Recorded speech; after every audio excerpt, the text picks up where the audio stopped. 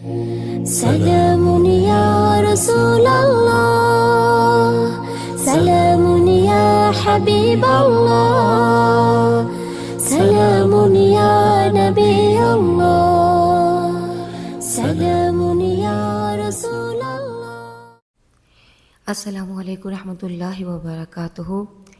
خطیب بغدادی، ابن حجر مکی سب نے روایت کیا۔ عقبہ بن عامر روایت کرتے ہیں کہ آقا علیہ الصلوۃ والسلام نے فرمایا کہ حسن و حسین جنت کے دو ستون ہیں۔ فرمایا کہ جب جنت سج جائے گی، اہل جنت میں چلے جائیں گے، اس وقت جنت عرض کرے گی باری تعالیٰ اب میں سج گئی، تو نے مجھ سے وعدہ کیا تھا کہ اے جنت میں تجھے دو ستونوں کے ساتھ حسین کر دوں گا، دو ستونوں کے ذریعے تیرے حسن و جمال کو آراستہ کر دوں گا۔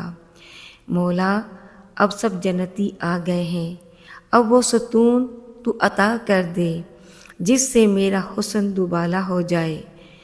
اللہ پاک ارشاد فرمائے گا میں نے اپنا وعدہ پورا کر دیا۔ جنت یہ وہ ستون جن کے ذریعے تیرے حسن کو دوبالا کرنا تھا، ایک ستون حسن ہے، ایک ستون حسین ہے۔ ایک حدیث میں آتا ہے، امام طبرانی نے روایت کیا کہ ایک روز جنت اور دوزخ کا مقابلہ ہوا، آپس میں مناظرہ ہوا۔ اس کو حسمی نے مجمع الزوائد میں اور امام طبرانی نے المعجم میں اور اسی طرح امام عسقلانی نے، ذہبی نے، محدثین نے روایت کیا ہے۔ انس بن مالک رضی اللہ تعالی عنہ روایت کرتے ہیں کہ جنت و دوزخ کا مکالمہ ہوا۔ جنت نے کہا میں تجھ سے بہت زیادہ بہتر ہوں، اچھی ہوں۔ دوزخ نے کہا نہیں، میں تم سے بہتر ہوں۔ دوزخ نے کہا میں تم سے بہتر ہوں۔ جنت نے کہا تو کیسے بہتر ہو گئی؟ دوزخ نے کہا کل بڑے بڑے بادشاہ ہیں وہ میرے پاس ہیں، سب نمرود، فرعون، حامان، بڑے بڑے جوابر میرے پاس ہیں، اس لیے میں اعلیٰ ہوں۔ دوزخ کی یہ بات سن کر جنت چپ کر گئی۔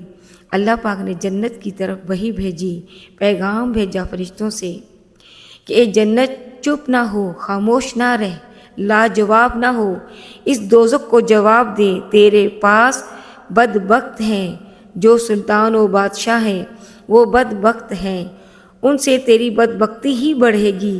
میری خوش نصیبی و سعادت، حسن و جمال، عظمت و کمال اور بزرگی و برتری کے لیے خدا نے کہا جنت اس کو کہہ دے صرف حسن و حسین یہ دونوں کافی ہیں۔